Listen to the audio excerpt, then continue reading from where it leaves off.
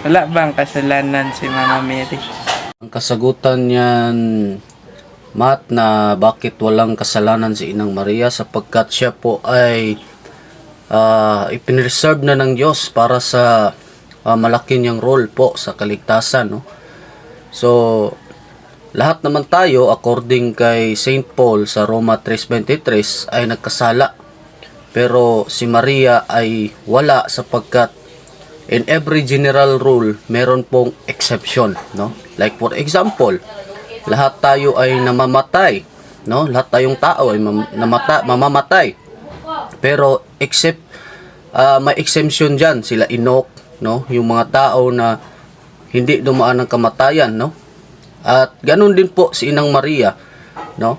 Na siya po ay may exemption sa kasalanan sapagkat sa role po niya na siya po ang magdadala, no, ng ni Kristo na siyang magliligtas sa atin sa kasalanan.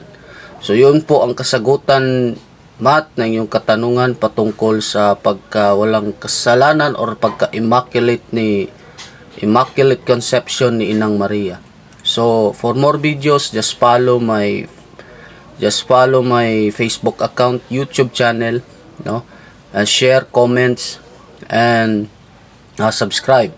Thank you po. Magandang umaga po sa lahat.